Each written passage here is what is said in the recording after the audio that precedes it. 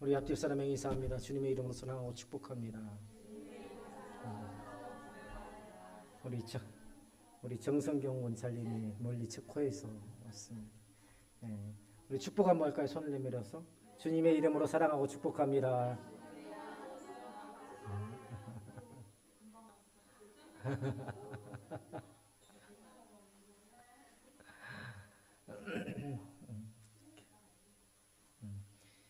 기도해 주신 덕분에 교육자 수련의 은혜 가운데 잘 마치고 돌아왔습니다.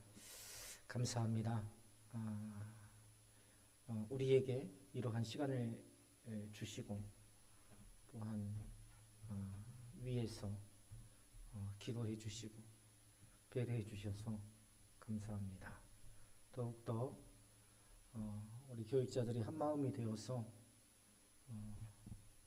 진정으로 하나님 앞에 진심을 다해서 이 교회 공동체를 세워나갈 수 있도록 노력하겠습니다. 하나님을 떠나 그릇가는 자들에게 우리는요 하루하루를 살아가며 많은 일들과 마주합니다. 어제 저녁에 자는데 12시가 넘어가지고 아들에게 전화 왔어요. 아버지, 어떻게 이런 일이 있을 수 있습니까? 윤석열이가 비상계엄을 선포했습니다.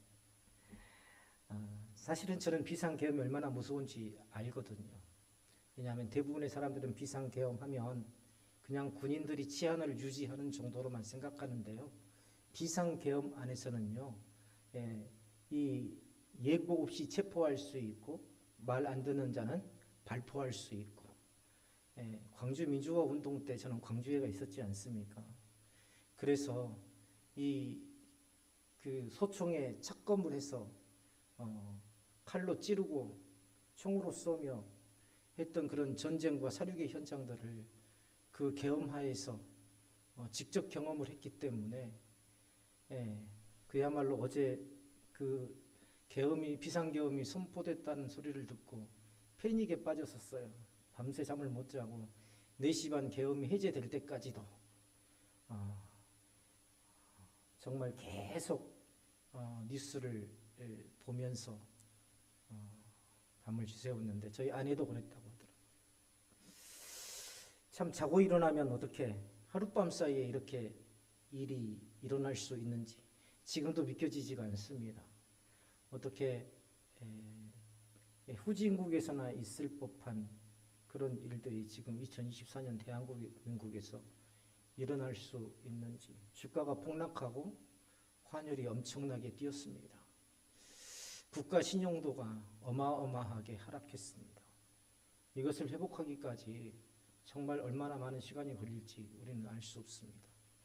왜냐하면 비상계엄 선포하에서 모든 이 외국인들이, 한국에 투자했던 모든 외국인들이 불안감을 느껴서 자본을 다 빼가버리기 때문에 그야말로 우리나라의 경제는 하루아침에 무너질 수 있는데, 그래도 감사한 것은 하나님께서 지키셔서 미리 또 국회의원들 중에서도 그러한 계엄에 대한 첩보를 미리 입수를 해서 그것을 대비하고 있었기 때문에 이 비상계엄을 선포한 지 1시간 만에 국회에 모여서 다시 해제 요구안을 상정할 수 있었던 것, 이 모든 것들이 하나님께서 우리나라와 민족을 버리지 아니하시고 인도하시는 까닭이라고 믿습니다.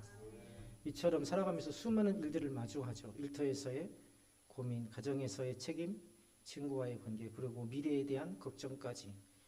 사실 우리의 마음은 끊임없이 바쁩니다. 때로는요, 이 모든 것들을 스스로 해결하려고 애쓰고 내 힘으로 충분하다 믿을 때가 있어요. 나는 내가 지킨다 라는 생각. 그러나 모든 것을 스스로 짊어지려는 순간 우리는 그 무게에 눌려서 지치고 방향을 잃은 채 흔들리곤 하더라. 중직자 학교에서 제가 강조한 게 있습니다. 바로 동역이에요. 항상 우리는 동역해야 됩니다. 가정 안에서도 동역이 이루어지지 않으면 어느 한쪽이 지치게 돼요. 그래서 어떻게 됩니까? 한쪽이 지치면 한쪽은 열심히 노를 젓는데 한쪽은 젓지 않고 있으면 어떻게 돼요? 그 자리에서만 계속 뺑뺑뺑뺑 돌게 되죠. 그렇죠? 나아가지 못합니다. 가정도 마찬가지고 교회 공동체도 마찬가지예요. 목사가 아무리 기도하고 아무리 하나님의 말씀을 묵상하고 아무리 열심히 사역을 해도 동역하지 않으면 언젠가는 뭡니까? 번아웃이 오게 돼요. 번아웃이 오게 되면은요, 그 자리에서 계속 맴도는 그러한 배와 같이 마치 방향성을 잃고 표류하는 배와 같이 오늘 성경의 본문을 인용한다면 마치 비둘기 같이 예. 비둘기의 특징이요, 방향성을 목적지가 없다는 겁니다. 그냥 먹이에 따라서 우원히 쫓아다니고 우원히 도망가고 하는 그러한 비둘기 같이 그렇게 될 뿐이더라. 그래서 어떤 사람이 무게에 눌려서 지치지 않도록 우리는 늘 함께 동역해 주어야 된다. 내가 아빠와 동역하고 엄마와 동역하고 내 아내와 동역하고 내 남편과 동역하고 교회 공동체 안에서는 권사님과 동역하고 상원님과 동역하고 목사와 동역하고 우리가 서로 동역하고 그럴 때에 우리는 지치지 않고 항상 건강한 공동체로 주님을 믿는 믿음 안에서 세워져 갈 수 있더라는 겁니다. 하나님을 의지하지 않고 당장의 눈앞에 문제를 해결하려고 우리는 항상 다른 방법을 찾죠. 우리의 삶은요, 그렇게 점점 더 복잡해지고 혼란스러워집니다. 윤 대통령이 자신의 자리를 지키려고 자신의 복잡한 상황을 해결하려고 비상계엄을 선포했지만 그것이 결국은 뭐예요? 자신이 대통령으로서의 그러한 모든 통치 기반을 잃어버리는 그러한 자충수가 된 것처럼 이게 한 사람의 이야기만은 아닙니다. 옛날 이스라엘 백성들도 그랬어요. 그들은 하나님이 아닌 것, 다른 것을 의지하면서 스스로 길을 개척하려고 했죠.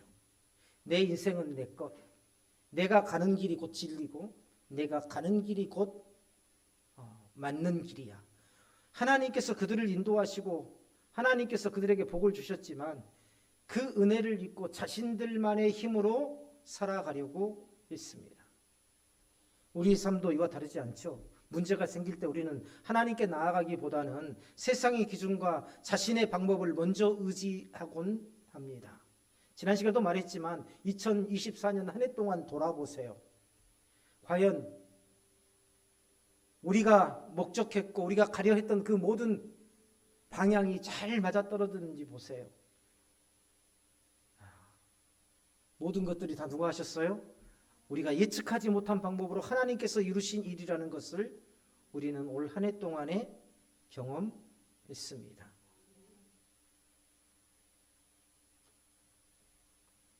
그럼에도 불구하고 우리의 생각 속에는요, 늘 하나님의 말씀이나 또한 하나님께서 제시하신 하나님의 뜻을 생각하기보다는 항상 내 방법, 내 생각을 우리는 먼저 생각하게 되죠. 의지하게 되죠.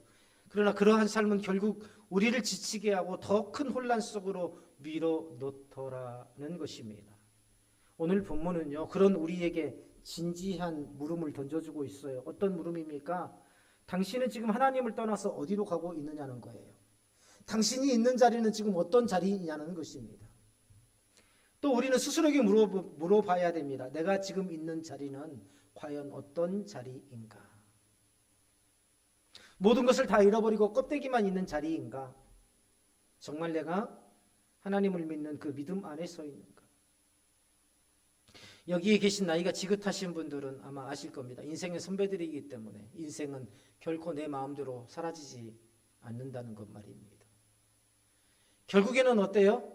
우리가 세상에 떠날 날 무엇을 인정할 수밖에 없어요? 결국은 하나님께서 모든 것을 하시구나라고 인정할 수밖에 없더라는 거죠. 그런데 그 인정, 그 고백이 이 세상을 떠날 무렵이 아니라 좀 더 젊어서 했더라면 정말 더 큰 하나님의 은혜 가운데에 우리가 이 땅에서 살다가 하나님의 목적을 이루고 아무런 미련도 아쉬움도 없이 기쁨으로 할 수 있을 수 있더라는 것이죠. 호세아서 7장 1절로 16절을 묵상하면서 이스라엘 백성들의 모습을 보면요, 그들의 모든 행적이 이 역사적인 기록에만 머물러 있는 것이 아니라 오늘 우리에게도 굉장히 깊은 교훈을 주고 있다는 것을 우리는 깨닫습니다. 오늘 성경에서 하나님께서는요, 이스라엘 백성들이 범죄하고도 회개치 않는다라고 탄식하고 계세요. 하나님은 이스라엘의 죄악을 드러내시고 또 그들이 돌이키기를 원하시지만 그들은 오히려 하나님께로부터 멀어지는 것을 선택합니다. 보세요. 모든 대부분의 국민들이 한 사람 대통령을 보면서 왜 저렇게 정치를 하지? 왜 저런 선택을 하지? 라고 말하지만 정작 그는 압니까? 모릅니까? 몰라요. 어쩌면 우리가 그의 모습인지 모릅니다. 모든 사람들이 내 모습을 볼 때 왜 저 사람 저렇지? 라고 하지만 정작 나는 알아요? 몰라요? 나는 모르더라는 겁니다. 왜 그렇습니까? 내 오래된 경험, 내 지식, 내 생각, 내 습관에만 사로잡혀 있어서 오직 다른 사람의 마음은 어떤지, 다른 사람의 시선은 어떤지 생각하지 않고 오직 내 자신만 생각하기 때문입니다.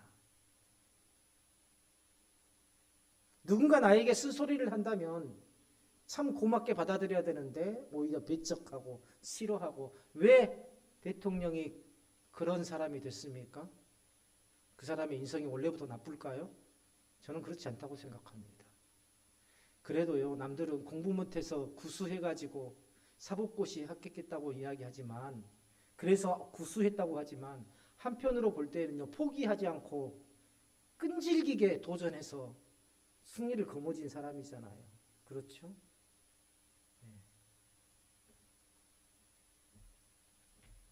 자기만 생각한 겁니다. 권세를 쥐인 순간 다른 사람을 생각하지 않은 거예요. 바로 우리의 모습이죠. 이스라엘 백성들의 모습이요.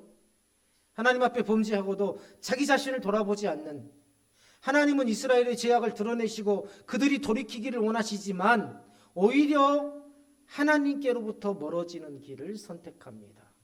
왜냐하면 뭐예요? 이걸 한번 생각해 보세요. 누군가 나의 실수, 나의 잘못을 드러낸다고 생각해 보세요. 그 사람과 계속 친하게 지낼 수 있습니까?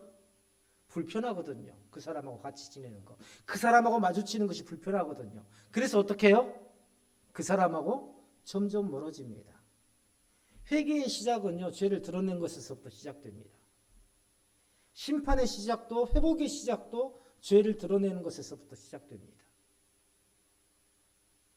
이 죄를 드러나기 시작하자 내가 감추어진 죄, 내가 드러내고 싶지 않은 죄가 드러나니까 어때요? 하나님 앞에 나오기를 꺼려하는 거예요. 그리고 하나님과 점점 멀어져 믿음과 상관없는 사람이 됩니다.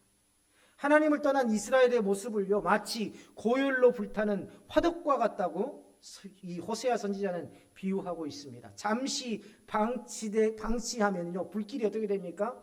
통제할 수 없는 파괴적인 힘으로 변해버리고 결국 자신들을 태우는 재앙으로 돌아온다는 것이죠. 고열로 불타오르는, 마치 금세 폭발해버릴 것 같은 아슬아슬한 그런 상황. 이스라엘의 죄악은요, 그들의 전 삶을 잠식해 가고 있습니다. 잠식한다는 건 뭡니까? 죄가 죄인지를 모르는 상태가 되어가고 있다는 거예요. 죄가 주인되는, 죄가 통치하는 그런 삶. 하나님께서는 그들의 불의를 드러내고 그들을 치료하기를 원하시죠. 그러나 이스라엘 백성들은 자신의 죄를 숨기고 스스로를 정당화하려고 했습니다. 하나님께서 말씀하시기를, 오늘 1절에서 뭐라고 말씀하십니까? 내가 이스라엘을 치료하려 할 때에 에브라임의 죄와 사마리아의 악이 드러난다. 죄의 치료는 그것을 드러내는 것으로부터 시작됩니다. 따라서 합니다. 죄의 치료는 그것을 드러내는 것으로 시작한다. 우리가 부끄러운 부분이 어디가 아파요. 그러면 어때요? 병원에 가지 않습니까? 거기에 무슨 큰 종기가 나와죠. 병원에 가지 않습니까? 그러면 의사한테 어떻게 해야 돼요?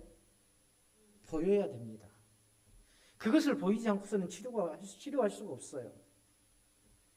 이것처럼 죄의 치료는 그것을 드러내는 것으로부터 시작한다. 어떻게 드러납니까? 하나님께서는요, 의사 앞에 가면 의사가 어때요? 바지를 내리거나 의사가 엉덩이를 깝니까? 아니죠? 스스로 내리게 합니다. 왜요? 그게 더 인격적이기 때문이죠. 하나님은 인격적이신 분이세요. 내 속에 감추어진 것, 내가 하나님 앞에 고백하지 않는다고 해도 하나님께서는 그걸 모르시는 게 아니죠. 그것을 치료하기 위해서, 그 죄를 치료하기 위해서 하나님께서는 어떻게 하시기를 원하세요? 하나님 앞에 내가 스스로 인정하고 고백하기를 원하세요. 그게 드러내는 일입니다. 하나님 앞에 드러내요. 거기에서부터 죄의 치료가 시작된다. 그런데 이스라엘은요, 자신의 깊은 곳에 자리 잡은 죄를 인정하지 않고 이를 숨기려는 태도로 일관하죠. 우리의 속성 아닙니까? 누가 알까? 누가 모르니까 뭐. 말하지 않으면 누가 알겠어. 그러나 하나님 앞에 이 죄가 해결되어야 된다.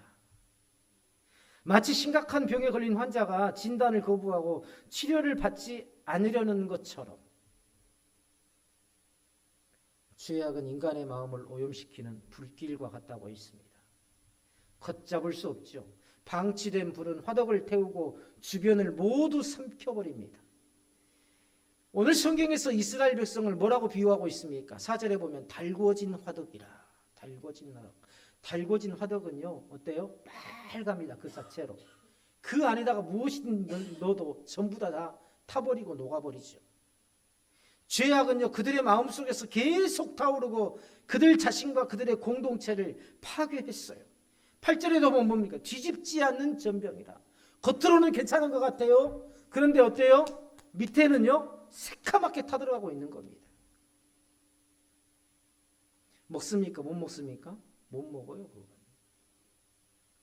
이스라엘의 지도자들조차도 이러한 화독의 불길을 부추기는 존재로 성경은 이야기하고 있죠. 지도자들은요, 자기 자신들만의 이익을 추구하며 백성들을 올바른 길로 인도하기는커녕 그들을 죄악의 구렁텅이로 몰아넣었습니다. 그 결과가 무엇입니까? 이스라엘 사회는 질투와 분노 그리고 끝없는 경쟁으로 서로를 삼키고 멸망의 길로 들어서기 시작합니다. 그들이 왜 그랬어요? 하나님을 떠났기 때문이죠. 이러한 결과는요, 필연적이었어요. 앞전에도 말씀드렸지만, 앞에도 서두에도 말씀드렸지만, 어젯밤에 갑작스러운 비상선포로 온 나라가 불안했는데 감사하게도 속히 비상계엄이 해제되었습니다. 비상계엄이라는 조치가 뭡니까? 국가의 치안과 질서를 유지하기 위해서 극단적으로 사용되는 도구이지만, 예를 들어 무장 공비가 침투했거나 어떤 지역에 어떤 전쟁이 일어났거나 그런 상황 속에서 위기 상황에 각 군인들이 스스로 대처할 수 있는 권한을 부여해 주어서 그때마다 발포할 수 있게 하고, 그래서 국가의 치안을 유지하도록 국민의 안전을 보호하도록 하는 것이 바로 비상계엄 아닙니까? 광주 시내에요. 광주 민주화 운동 때 비상계엄 선포하고 나서 사거리마다 전부 다 이 기관단총을 거총해놓고 이 경계 근무를 서더라고요. 전부 다 모래주머니 쌓아놓고요. 제 어렸을 때 살던 곳이 전남대학교 사택이었는데요. 그 바깥 길로 인해서 바깥 길 쪽으로는 언덕이 있었습니다. 군인들이 언덕에다 기관총을 거총을 해놓고요. 거기로 지나가는 모든 버스들마다 거기다 대놓고 전부 다 드르륵 갈기더라고요. 마침 우리 집이 그 사이에 담이 있었고 우리 집 안에는 안방 앞에 뒷면에는 외양간이 있어서 외양간으로 총알이 튀어서 그때 솜이불을 어머니가 두꺼운 솜이불을 덮고 그때 그 위기를 모면했던 기억이 납니다. 전쟁입니다. 전쟁이에요.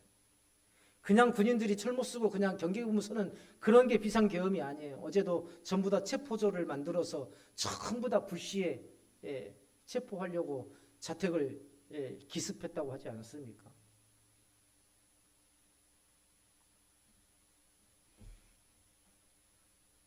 호세아 7장에서 묘사된 이스라엘의 지도자들과 그들의 형태는요, 오늘날의 정치 상황을 반추하는 데 중요한 교훈을 제공합니다. 오늘 성경에서 이스라엘 지도자들은 국민을 보호하고 올바른 방향으로 인도하기보다는 자신의 권력과 이익을 위해서 백성을 오히려 죄악으로 몰아넣는 모습으로 그려지고 있어요.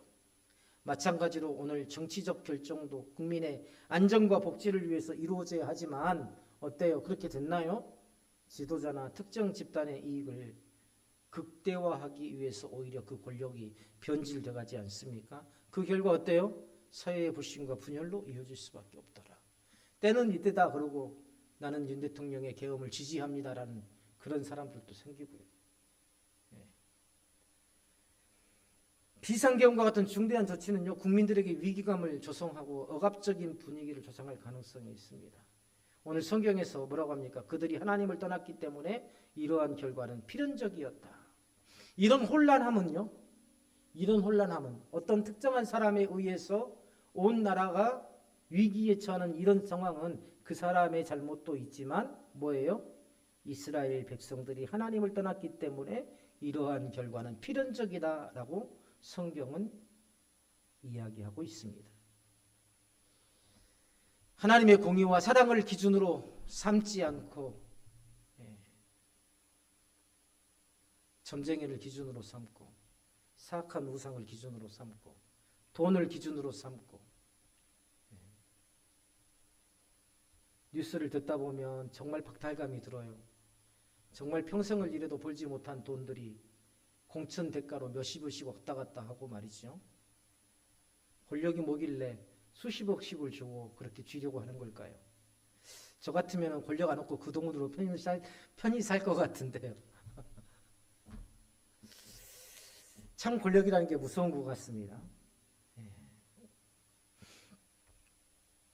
오늘 성경에 보면 이스라엘 지도자들이 자신의 기득권을 지키기 위해서 이스라엘 백성들을 더욱더 비극 속으로 몰아넣고 있다고 기록하고 있어요. 더 비극적인 점은 뭐냐면 이스라엘 자신들의 구원자를 찾지 않고 오히려 세상의 도움을 구했다는 겁니다. 이스라엘 자신들의 구원자가 누구예요? 하나님이잖아요. 이런 혼란한 어려운 시대 때에 하나님 앞에 부르짖으며 우리가 다시 하나님 앞에 돌아오자라고 회개하고 자기 자신의 삶을 돌아보는 것이 아니라 제대로 된 대통령이 나와야 될 텐데, 제대로 된 정치가들이 나와야 될 텐데 자꾸 뭐만 바라봐요? 나를 바라보는 것이 아니라 더 나은 세상만을 우리가 기대하고 바라보더라. 그래서 그들의 모습을 더 나은 것을 하나님을 찾지 않고 오히려 세상 속에서 더 나은 도움이 무엇이 있는지를 찾는 자들을 향해서 하나님께서는 뭐라고 말씀하시냐면 달궈진 화덕과 같다라고 말씀하고 계세요. 오늘 6절에도 나오죠. 그들이 가까이 올 때 그들의 마음은 간교하여 화덕 같으니. 그런 어려움을 당하고도 하나님을 찾지 않고 세상에서 더 나은 것이 무엇인지를 찾더라. 그 마음을 가리켜서 뭐라고 합니까? 간교하여서 화덕과 같다라고 호세아 선지자는 표현하고 있습니다. 그들의 분노는 밤새도록 자고 아침에 피우는 불꽃 같도다. 하나님께 돌아오기를 거부하고 애굽과 아수르 같은 이방 민족들을 의지하는 그들의 모습, 마치 지혜 없는 비둘기와도 같다고 기록하고 있습니다. 하나님을 의지하지 않고 이웃의 강대국이 우리나라를 지켜주고 보호해준다라는 어떤 그런 생각들, 그들의 모습, 그들은 지혜 없는 비둘기와도 같다. 본문에서요, 이스라엘 백성들을 지혜 없는 비둘기라고 비유한 이유 뭡니까? 내 자신의 삶을 돌아보지 않고 뭔가 성실하게 일을 해서 하나님 앞에 정직한 삶으로 내 삶이 세워지기를 원하지 않고 일확천금을 원하고 뭔가 세상 사람들이 어떤 위대한 지도자가 나와서 나를 편하게 해주고 나에게 많은 혜택을 주고 하기를 바라는 그러한 모습, 지혜 없는 비둘기와 같다. 이스라엘 백성들을 이처럼 지혜 없는 비둘기로 비유한 까닭이 뭘까요? 어리석고 방황하는 태도를 강조하기 위함입니다. 비둘기는 어때요? 본능적으로 움직이는 새예요. 방향을 잃고 헤매면 안전한 곳으로 찾지 못하고 혼란에 빠질 수 있습니다. 일사불란하게 비둘기가 움직이는 거 보셨어요? 아니죠? 먹이를 주면 막 모였다가 사람이 가면 막 이리저리 막 흩어지잖아요. 누가 우두머리인지도 몰라요. 각자 쫙 흩어집니다. 그러니까 비둘기로 비유한 것은요, 본능적이고 충동적인 행동을 보여주는 상징으로서 사용된 겁니다. 이스라엘 백성은 애국과 아수르와 같은 이방 민족들을 의지하며 하나님으로 돌아가는 대신에 자신의 문제를 세상의 힘으로 해결하려고 했어요. 자신이 해결하려고 했고, 자신의 힘으로 해결하지 못하는 것은 남의 힘을 빌어서 해결하려고 했습니다. 그럼에도 불구하고 하나님을 찾지 않아요. 그럼에도 불구하고 하나님을 구하지 않습니다. 그럼에도 불구하고 하나님의 뜻이 무엇인지를 알려고 하지 않습니다. 하나님께서는 그들이 의지하는 애굽과 아수르가 결국 그들을 파멸로 이끌 것임을 아셨지만 이스라엘은 이를 깨닫지 못하고 계속해서 헛된 방향으로 나아갑니다. 지금 우리나라의 대기업들이 전부 다 위기에 봉착해 있다고 하죠. 요즘에 보면 삼성이 어떻게 그럴 수가 있을까? 당연하죠. 예. 지금 윤 대통령이 들어오고 나서 어떻게 됐습니까? 러시아와 중국의 모든 수출이 전부 다 막혔지 않습니까? 대부분 다 철수했어요. 한국 기업들이요. 어마어마하게 투자해 놓은 그 설비들을 정말 완전히 그냥 거저 넘기고 돌아올 수밖에 없었습니다.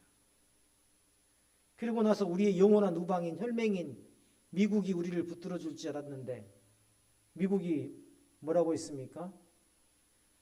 미국산 반도체를 쓰지 않는 자동차는 미국에서 수입할 수 없다. 그래서 한국이 반도체 강국이지만 한국산 그 자동차 한 대에 이 수백 개의 반도체가 들어간다고 해요. 저 잘 모르지만 수백 개의 반도체가 들어간다고 합니다. 그런데 한국 기업에서 생산해내는 그 반도체를 자동차 산업에서 전혀 쓸 수가 없는 거예요. 미국에 수출하기 위해서는 미국 걸 갖다가 수입에다 써야 된다는 겁니다. 트럼프가 대통령이 되면 관세를 어마어마하게 먹인다고 하죠. 그게 단지 그냥 말로 하는 게 아닙니다. 정말 사면초가의 상황이에요, 지금. 누구를 의지해야 됩니까? 하나님을 의지해야 됩니다. 하나님 외의 것을 의지하려는 사람이 어리석고 또 미련하다라는 것을 오늘 이 지혜 없는 비둘기라는 비유를 통해서 우리에게 말씀하고 있습니다. 하나님께서 그들의 배반에도 불구하고 여전히 그들을 기다리고 계시죠. 그들이 돌아오기를 간절히 원하시죠. 하나님께서는 그들의 죄악을 드러내시고 그들이 회개하여 돌아오기를 원하셨지만 죄악을 드러내신 까닭이 뭡니까? 죄악을 드러내신 까닭이 뭐예요? 회개하고 다시 하나님의 백성으로 돌아오도록 하기 위한 겁니다. 그게 살 길이니까. 근데 오히려 이스라엘 백성들은 왜 내 죄악을 드러냅니까? 하고 오히려 하나님을 멀리하죠. 하나님께 반역하며 자신의 길을 고집합니다. 내가 그들의 팔을 연습시키고도 그들은 내게 대하여 악을 꾀한다. 15절 보세요. 내가 그들의 팔을 연습시켜 힘있게 하였으나 그들은 내게 대하여 악을 꾀하는도다. 처음에는 들 힘도 없었는데 하나님께서 자꾸만 들 수 있는 그런 믿음과 들 수 있는 능력을 주셔서 이제 그 팔에 힘을 얻으니까 그 팔로 누구를 대적해요? 하나님을 대적하더라. 이게 지금 하나님의 탄식입니다. 하나님은요, 그들의 연약함을 붙들어주고 그들을 훈련시켰지만 그들은 그 은혜를 깨닫지 못하고 오히려 하나님을 대적하더라. 오늘 이 모습은 우리 자신을 돌아보게 만듭니다. 얼마나 자주 하나님께 받은 은혜를 망각하고 세상의 방식과 자신의 힘만을 의지하며 살아가고 있는지 모릅니다. 언젠가 말씀드렸죠, 제가. 올 한 해 우리가 돌아보면 나는 무엇을 했고 정말 내가 했던 것들은 다 손꼽아서 다 기억해낼 수 있습니다. 그런데 단 한 번이라도 하나님께서 내게 하신 것들에 대해서는 생각해 본 적이 있느냐는 거예요. 이스라엘이 그랬던 것처럼 우리 역시 하나님께 받은 복을 당연하게 여기고 그 은혜를 깨닫지 못한 채 자기 자신만의 길을 고집했다라는 것을 우리는 깨달아야 됩니다. 오늘 성경이 증거하고 있죠. 하나님 외에 다른 것을 의지하는 것은 결국 헛되고 파괴적일 수밖에 없더라. 하나님의 심판은요, 단지 이스라엘 백성들의 죄에 대한 대가를 치르게 하는 것이 아니라 그들의 마음을 돌이키기 위한 사랑의 행위였더라. 김대천 권사님이 울면서 전화가 왔어요. 아까 휴가 중인데도 저한테 2번 전화를 했어요. 목사님, 저 기도받으러 갈래요. 예배당으로. 저 휴가 중이어서 지금 기회에 없습니다. 그래서 울면서 기도가 지금 필요해요. 아까도 전화가 왔어요. 와가지고 막 수요 예배를 준비하고 있는데 전화가 왔어요. 목사님, 아파요. 마음이 아파요. 그래서 오세요. 기도해 드릴 테니까. 그런데 뭐라고 합니까? 왜 하나님은 나에게 이런 고통을 주시는가요? 내가 교회 예배당에 와서 기도하는데 교회에 있으면 마음이 평안하고 교회에 있으면 기쁨이 가득하고 해야 되는데 왜 나한테는 내 삶에 이렇게 고통만 주실까요? 제가 그랬어요. 김대천 권사님이 하나님을 의지했습니까? 다른 것을 의지했습니까? 그 고통은 죄에 대한 징벌도 아니고 결과적으로는 뭐예요? 하나님께로 돌아오라는 거죠. 내게로 돌아오라는 하나님의 메시지입니다. 그래서 예배 오시고 수요일날 예배 오시고 예배 끝나고 기도 받으세요. 이렇게 말씀드렸는데 주기적으로 찾아와요. 주기적으로. 주기적으로 찾아옵니다. 사단은요 가만두지 않아요. 그냥 내가 평안하게 주 안에서 기쁨과 감사가 넘치도록 그런 삶을 살게 두지 않아요. 내 마음속에 상처를 주고 내 마음속에 낙심을 주고 내 마음속에 절망을 주고 내 마음속에 불평을 주고 내 마음속에 하나님을 향한 불신을 주고 그 가운데에서 내 감정이 이 불붙은 벌건 화덕처럼 밤새 불타오르다가 다음 날은 뭐예요? 밤새 달궈지다가 다음 날은 그 불꽃이 누구에게 튀어요? 주변 사람들에게 튀고.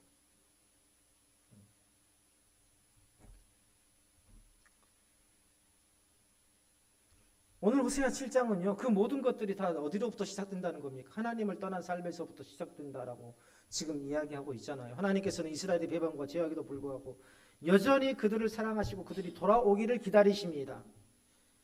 그렇기 때문에요. 이런 고통, 이런 힘듦, 이런 모든 상황들은요.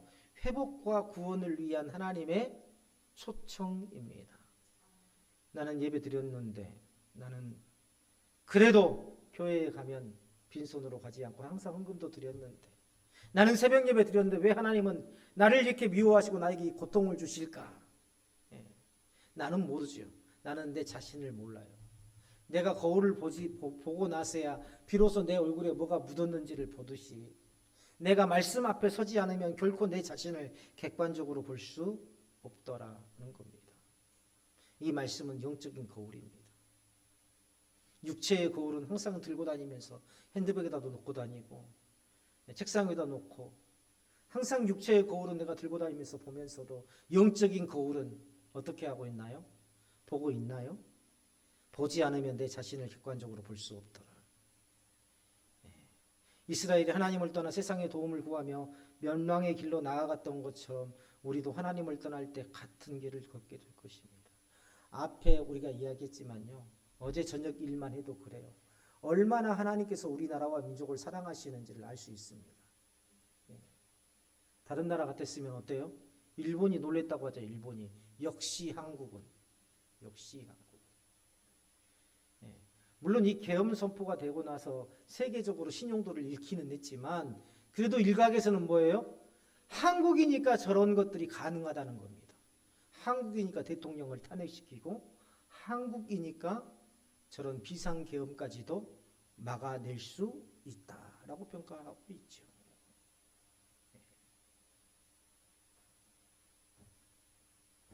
사랑하는 동역자 여러분, 하나님께서는 항상 우리의 연약함을 아십니다. 때로는 하나님 앞에 내 죄가 드러난다 하더라도 그것을 달궈진 화덕처럼 하나님 앞에 감정적으로 대하지 마시고 오히려 나를 사랑하시고 치유하시려는 하나님의 손길로 받아들이시기를 바랍니다. 우리 삶 속에서 그 하나님의 음성에 귀를 기울이고 하나님의 품으로 날마다 말씀이라는 영적인 거울을 들여다보며 돌아오는 결단을 해야 돼요. 오늘 또 하나님께서는요, 나의 연약함을 강하게 하시고 내가 아무것도 할 수 없는 내 오른팔에 힘을 얻게 하시는 분이십니다. 그 팔로 오히려 하나님을 대적하는, 그렇죠, 살만하면 교회가 지금도 잘 부흥된 데가 어딘지 아세요? 교회가 지금도 잘 부흥된 데가 있어요. 어딘지 아세요? 힘들고 어려운 데입니다. 서울에서도 저기 달동네, 저기 재래시장 한켠에 다닥다닥 붙어있는 그런 단칸방에서 사는 그런 동네는 지금도 교회가 부흥됩니다. 지금도 동남아 우리보다 못 사는 나라에서는요, 엄청나게 교회가 부흥됩니다. 그런데 잘 살만 하면 하나님께서 우리나라와 민족의 팔에 하나님께서 힘을 주셨어요. 그런데 이제 살만 하니까 어떻게 해요? 그 팔로 오히려 하나님을 대적하고 하나님을 공격하잖아요. 하나님께로 돌아가는 것이 우리의 유일한 소망이며 참된 회복의 시작입니다. 지금도 우리를 부르시는 하나님의 음성에 응답하며 하나님의 품으로 돌아가는 은혜가 있기를 주님의 이름으로 축원합니다.